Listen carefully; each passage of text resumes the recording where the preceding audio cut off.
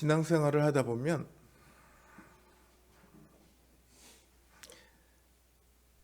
내가 하나님을 잊을 때가 있습니다.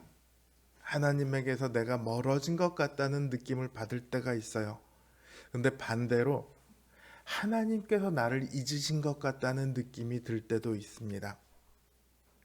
하나님께서 나를 돌보시지 않는 것 같다.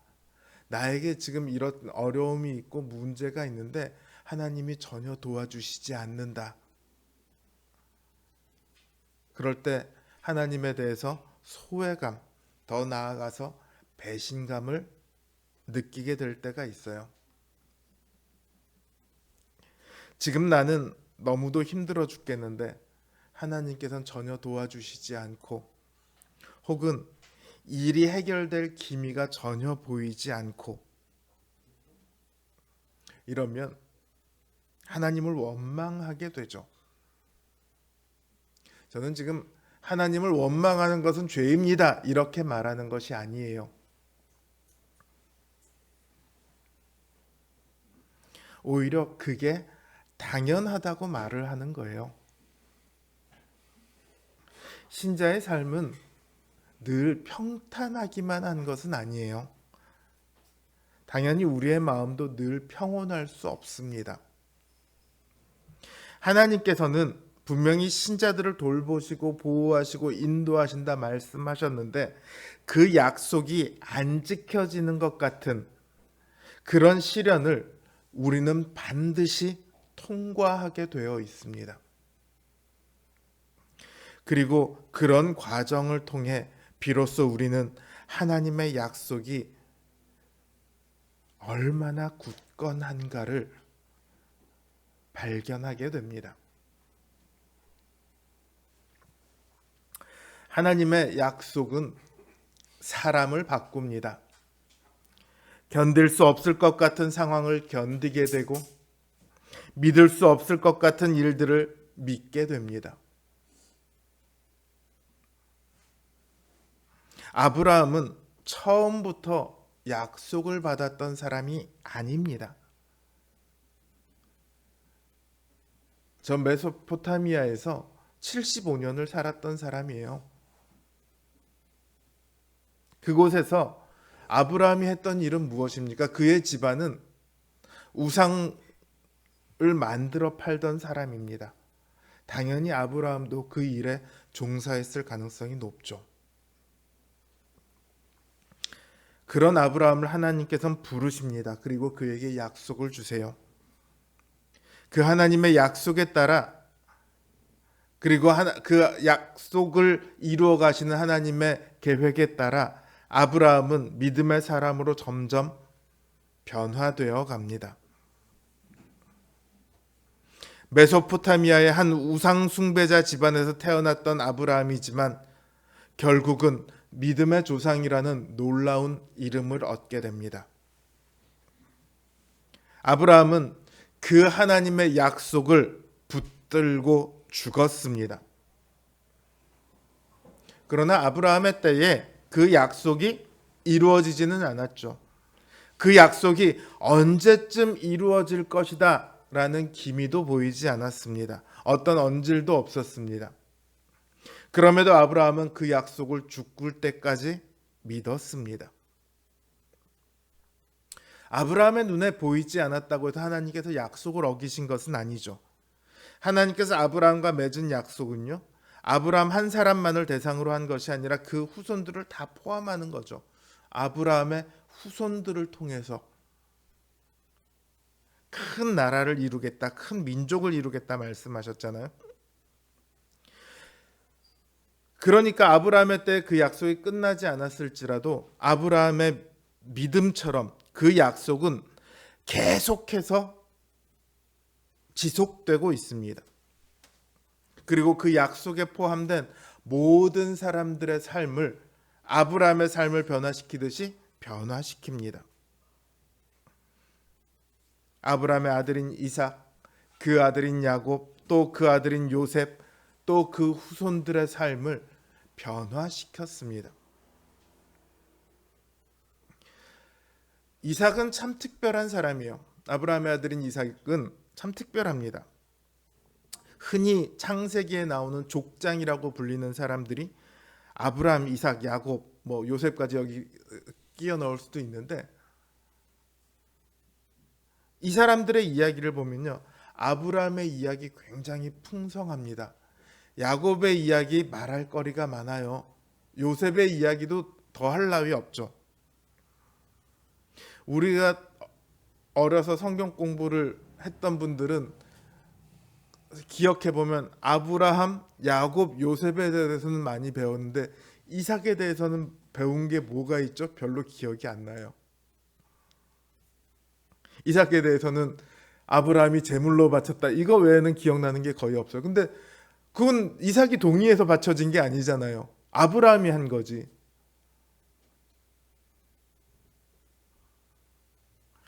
성경에서도 실제로 이삭에 대해서는 그렇게 많이 언급되고 있지 않습니다. 이삭이 언급될 때는 아브라함과 연관돼서 언급되거나 야곱과 연관돼서 언급되는 정도가 다예요. 그럼에도 하나님께서는 자신을 뭐라고 얘기하냐면 아브라함의 하나님, 이삭의 하나님, 야곱의 하나님이다, 이렇게 말씀하십니다. 그리고 오늘 본문인 히브리서에서는 이 이삭을 믿음의 영웅으로, 믿음의 본으로 등장시킵니다. 이삭이 어떤 점을 가지고 지금 믿음이라고 말하고 있습니까? 이삭이 야곱과 에서에게 축복한 것을 두고 믿음이라고 말합니다.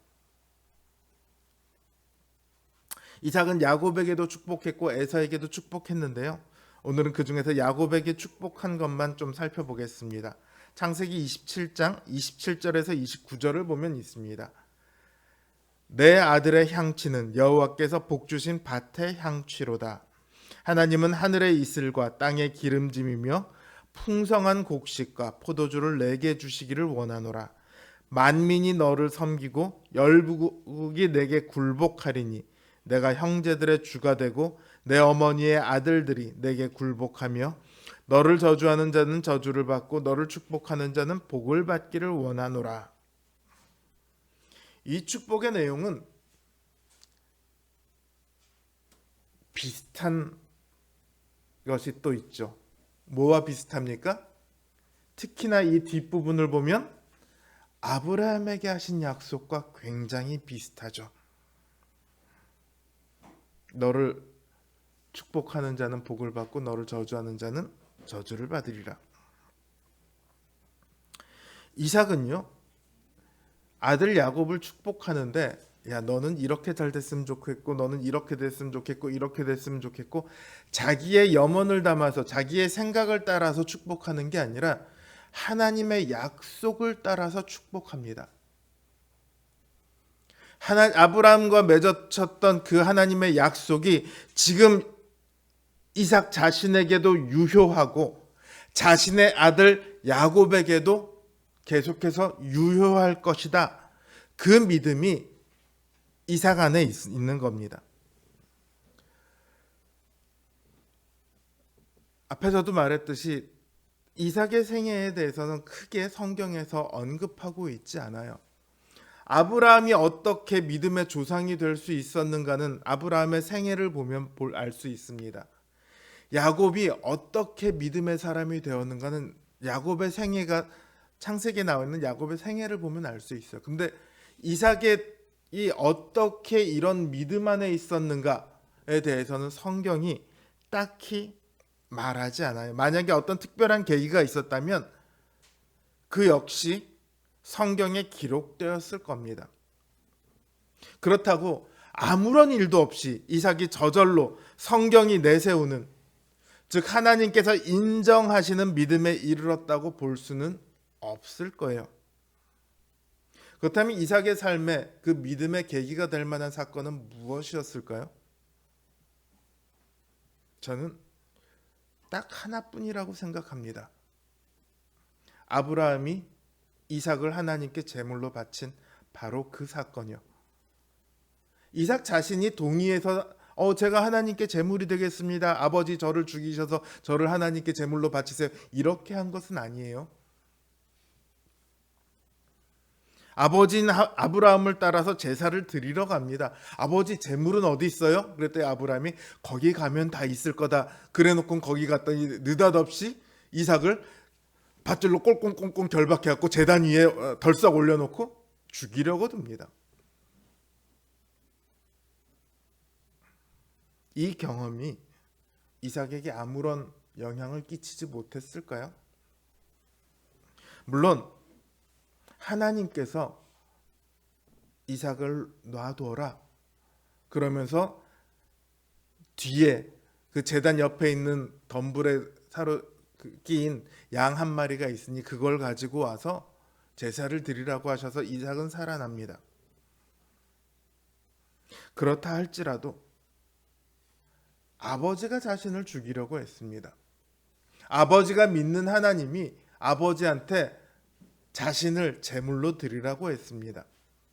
어렸을 때는 나 살았네, 별거 아니었네, 뭐 이렇게 넘어갈 수 있었을지 모르지만 마의 사춘기가 되면,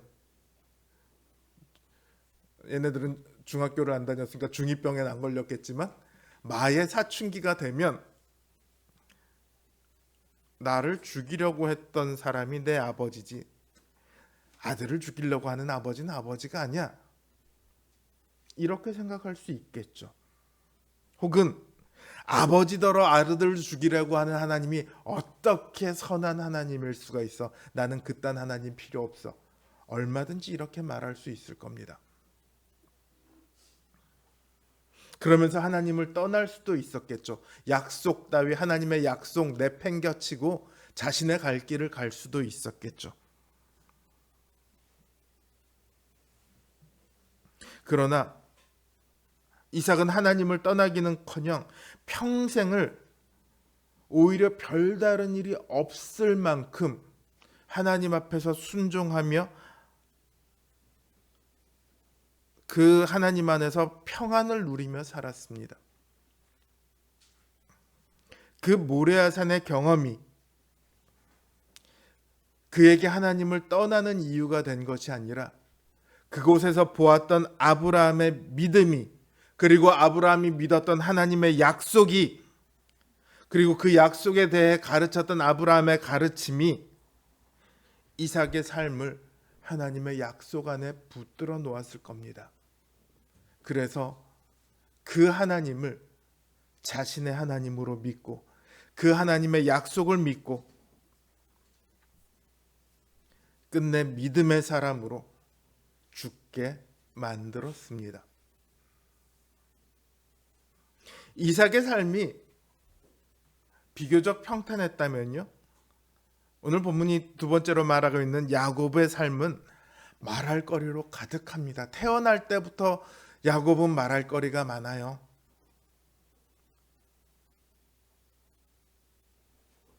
형의 발 뒤꿈치를 잡고 태어나죠.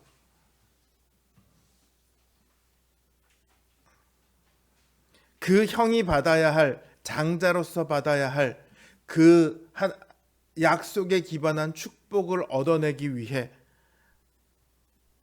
갖은 수를 닫습니다. 그리고 아버지를 속이고 비로소 그 약속을 탈취하죠. 그 축복을 에서인 척하고 가서 그 축복을 대신해서 받습니다. 아버지를 속였어요. 그래서 집을 나왔어요. 장인어른 집으로 피합니다. 거기서 장인어른을 또 속입니다. 그 장인어른의 집에 더 있을 수가 없어서 또 도망 나옵니다. 와서 형을 만납니다. 형을 또 속입니다. 그리고 세겜으로 가선 세겜 사람들을, 비록 이삭은 아니지만 그 아들들이 세겜 사람을 속이고 세겜 사람들을 다 죽입니다. 그야말로 속임수로 가득한 인생이에요. 태어날 때부터 형의 발 뒤꿈치를 붙들고 태어난 움켜쥐는 자였던 야곱의 삶은요, 노년에 이르러선 오히려 잃어버리는 삶이 됩니다. 가장 사랑하는 아들 요셉을 잃어버렸고요, 가장 사랑하는 아내를 잃어버렸고요, 그 아내 태어난 나머지 한 아들인 베냐민마저도 잃을 수도 있는 그런 상황에 처하게 됩니다. 야곱의 삶은요, 야곱 자신이 바로왕 앞에서 말했던 것처럼 참으로 험악한 세월이었습니다. 그러나 그 험악한 세월을 보낸 끝에 야곱이 보여준 믿음은요, 이삭과 마찬가지로 하나님의 약속을 따르는 축복이었습니다. 야곱은 요셉의 두 아들들, 그러니까 손자들을 축복합니다. 그리고 나머지 아들들을 축복해요. 야곱의 축복 역시 이삭이 그랬던 것처럼 하나님의 약속에 기반한 축복이었습니다. 야곱의 삶은요, 앞에서도 말했듯이 속임수로 가득한 삶입니다. 속임수를 통해서 어떻게든지 이것저것을 붙들어 보려고 했지만 결국은 모든 것을 잃어버리는 삶입니다. 그런데 사실은 그 야곱의 삶의 중심에 늘 뭐가 있었냐면 하나님의 약속이 있었습니다. 처음부터 야곱은 하나님의 약속을 원했습니다. 자신이 그 약속을 상속자가 되기를 원했습니다. 그걸 위해서 자신이 에서인 척했고 그 일로 에서를 피해서 도망가다가 베델에서 하나님을 만납니다. 하나님께서는 야곱에게 내가 너를 지켜 다시 이곳으로 돌아오게 할 것이며 어디를 가든지 늘 함께 하리라. 함께 있어 널 떠나지 아니하리라 이렇게 약속하시죠. 그리고 야곱이 베델로 다시 돌아올 수밖에 없도록 모든 상황을 만들어 가십니다. 다른 말로 하면 하나님께서 인도하셨죠. 근데 그 인도하심이 늘 좋은 방식으로 되지는 않았어요. 엇나갈 때는 때려야죠. 하나님의 인도하심은요, 순종하는 자들에게는 더할 나위 없는 기쁨이지만요, 엇나가고 있는 사람들에게는 너무 아픈 회초리거든요. 어쨌든 그 인도하심을 따라 야곱은 다시 베델로 돌아옵니다. 그 경험은 하나님의 약속에 대한 굳건한 신뢰가 되었습니다. 그리고 마침내 자신의 죽음 앞에서 그 약속을 따라 축복하는 것으로 자신의 믿음을 증명했습니다. 오늘 성경이 세 번째로 말하고 있는 요셉의 삶 역시 그 삶도 말할 거리로 가득하죠. 형들이 노예로 팔아버립니다. 거기서 종살이를 하다가 모함을 받아서 감옥에 갇힙니다. 같이 있던 죄수는 자신이 나가면 요셉을 꺼내주겠다고 해놓고는 바로 잊어버립니다. 배신이죠. 근데 진짜 배신이 뭐냐면요, 요셉이 이렇게 어려운 일들을 겪었는데 요셉이 그런 일을 겪을 만한 잘못을 행한 적이 한 번도 없다는 거예요.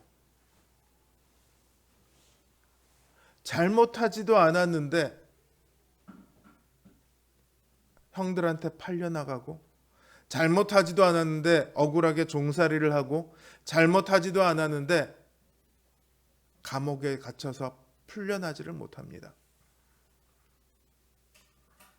그랬던 요셉이 애굽의 총리가 됩니다.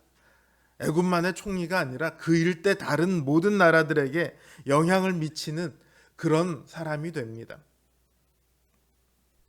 그러나 오늘 히브리서 본문이 요셉에 대해 말하는 것은 요셉이 믿음으로 애굽의 총리가 되었더라, 이것이 아닙니다.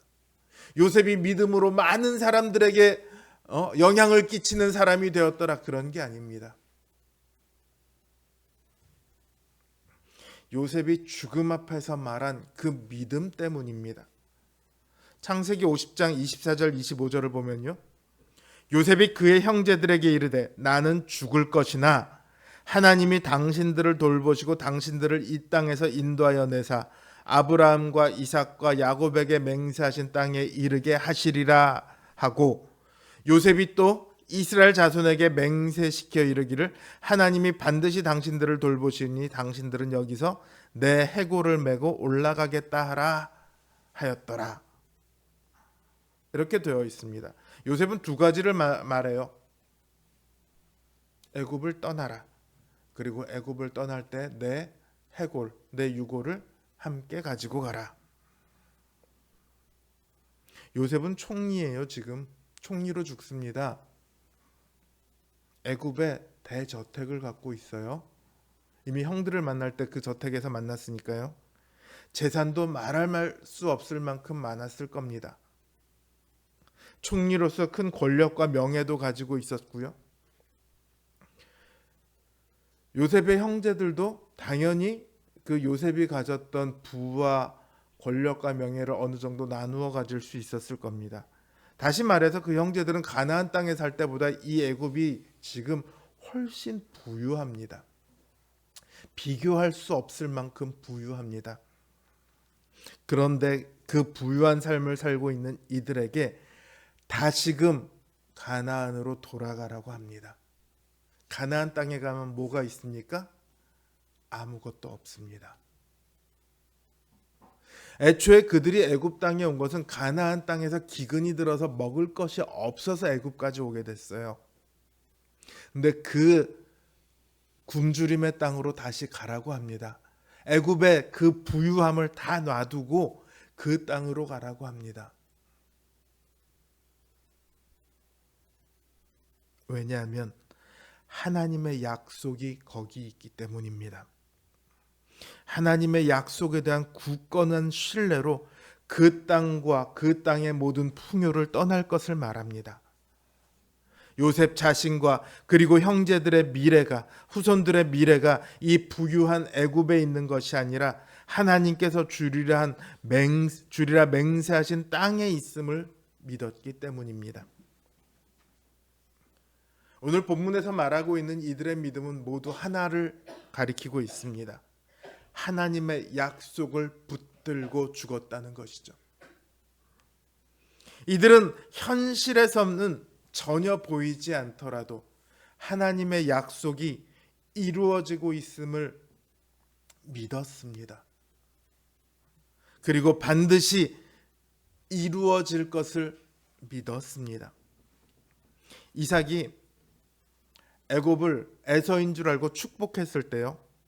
에서가 나중에 그 사실을 알고 아버지 이삭한테 와서 그 축복 돌이키라고, 나도 축복 좀 하라고 그렇게 요구합니다. 그때 이삭이 뭐라고 얘기하냐면 그를 위하여 축복하였은즉 그가 정녕 복을 받을 것이라 이렇게 말을 해요. 이삭이 축복했기 때문에 그 일이 이루어질 거다. 내가 축복했으니까, 이미 축복했으니까 그 일은 반드시 이루어질 거야. 이렇게 얘기하는 게 아니고요. 그 문맥을 가만히 보면 반드시 이루어질 일을 이삭은 축복한 거예요. 내가 하는 대로 하나님은 행해 주실 거야. 이걸 믿은 게 아니라요. 하나님의 행하심을 믿고 거기를 따라간 거예요. 하나님의 약속을 믿는 믿음은요, 아직 오지 않은 미래의 일을 현재의 것으로 만듭니다. 아직 보이지 않는 것을 보이는 것으로 만듭니다. 아직 없는 것을 있는 것으로 만듭니다. 현재는요, 미래의 그 일이 만들어지고 있는 과정입니다. 만들어지고 있는 중입니다. 약속이 이루어지고 있어요. 지금 이루어져 가고 있어요. 그럼 끝에는 어떻게 됩니까? 반드시 이루어지겠죠. 그들의 믿음은 이 약속이 반드시 이루어질 것에 대한 확신이었어요. 비록 자신들은 죽을지라도 그 약속은 이루어질 것이며 그때가 되면 자신들은 다시 부활해서 그 약속의 모든 복을 누리게 될 것이다. 이걸 믿었습니다. 그래서 야곱이 죽었을 때 요셉은 자신이 총리임에도 불구하고 아버지를 야곱을 이 애굽 땅이 아니라 가나안 땅에까지 가서 그곳에다 장사를 지냅니다. 그리고 자신이 죽을 때도 너희들이 이 땅을 떠나서 갈 때 내 유고를 그 땅으로 가져가라 이렇게 말합니다. 자신은 다시 부활하게 될 것을 믿는 믿음이 그 안에 있었습니다. 나는 죽지만 약속은 언젠가 이루어질 거야. 나는 못 누리지만 약속은 언젠가 이루어질 거야. 이게 아니라 그 약속은 언젠가 이루어질 것이고, 그때가 되면 내가 이미 죽었을지라도 다시 부활해서 그 약속의 모든 복을 누리리라. 그 믿음을 가지고 있었던 거예요.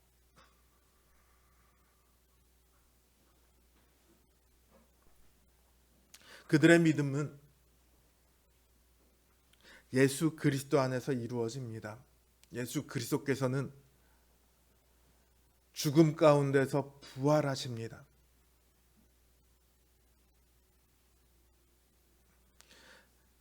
성경의 기록을 보면 예수 그리스도께서 죽으셨을 때요, 무덤에서 잠자던 자들이 일어나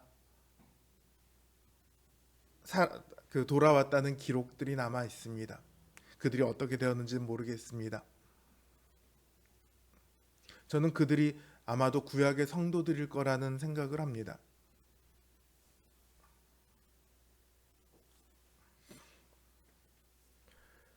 예수 그리스도는 그들이 그렇게 보길 원했고 또 죽기까지 확신했던 그 약속을 이루셨습니다. 그러나 다 이루신 것은 아닙니다. 주님께서 다시 오셔서 모든 것을 완성하실 거예요. 그때까지 우리는 아브라함과 이삭과 야곱과 같은 삶을 살아야 합니다. 약속의 땅을 바라고, 약속의 시간을 바라고, 약속을 믿는 믿음으로 이 땅을 나그네처럼 살아가야 합니다. 약속을 믿으면 그 약속이 아브라함과 이삭과 야곱과 요셉의 삶을 바꾸었던 것처럼 오늘 우리의 삶도 바꿉니다. 하나님의 약속은 이 땅의 어떤 것과도 바꿀 수 없는 약속입니다. 그 약속을 붙드는 신자들에게는요, 변화된 삶이 요구되어집니다. 근데 그 요구가 굉장히 놀랍습니다. 부모와 고향을 떠나라. 자신을 부인하라. 자기 십자가를 지라. 원수를 용서하다 못해 원수를 사랑하라. 죄를 범하게 하는 오른쪽 손은 차라리 베어버려라. 죄를 범하게 하는 네 오른쪽 눈은 차라리 뽑아버려라. 고난 속에서도 감사하라. 고통 속에서도 찬양하라. 이런 삶들을 누가 할 수 있냐고 물으면 없습니다. 자기 힘으로, 자기 결단으로 이렇게 살 수 있는 사람은 없습니다. 마틴 루터가요, 어떻게든지 이런 삶을 살아보려고 애를 쓰고 애를 쓰다가 도달한 것이 뭐였냐면,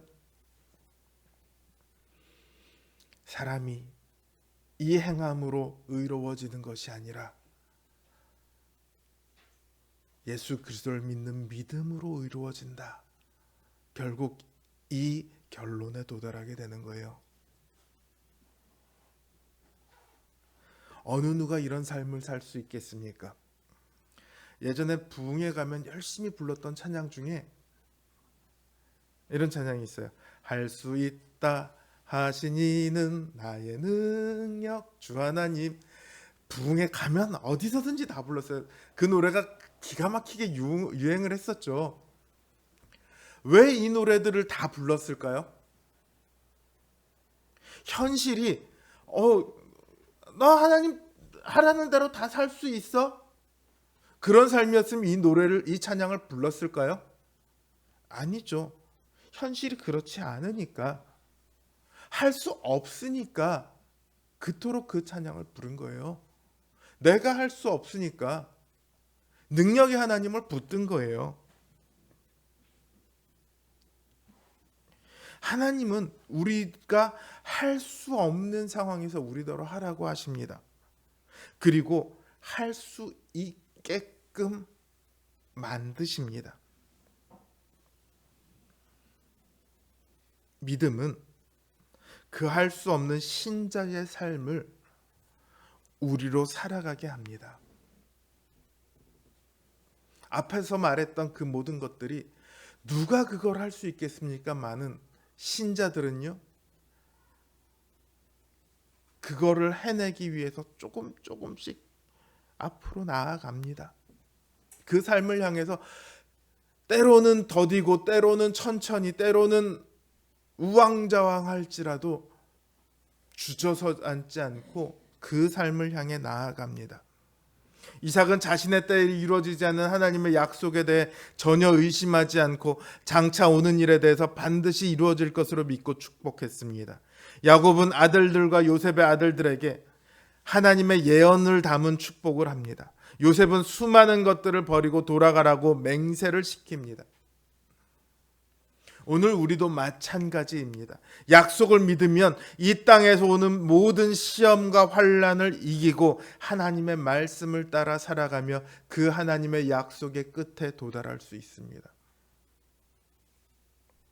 약속을 믿으십시오. 비록 우리 눈앞에 아무것도 보이지 않을지라도, 하나님이 우리를 돌보시지 않는 것처럼 보일지라도 우리를 향한 하나님의 약속은 이루어지고 있는 중입니다. 하나님은 그 약속이 이루어지기까지 우리를 보호하시고 인도하시며 우리 곁을 떠나지 아니하십니다.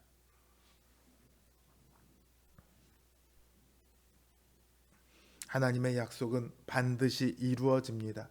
그 약속을 믿으며 살아가십시오. 그리고 그 약속을 믿으며 죽으십시오.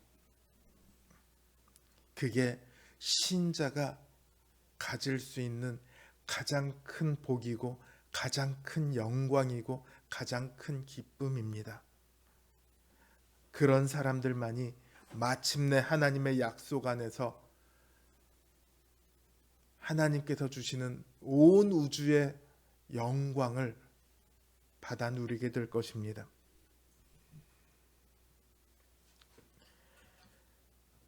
그 약속을 이루시기 위해 우리 주 예수 그리스도께서 이 땅에 오셔서 고난을 받으시고 죽으셨습니다.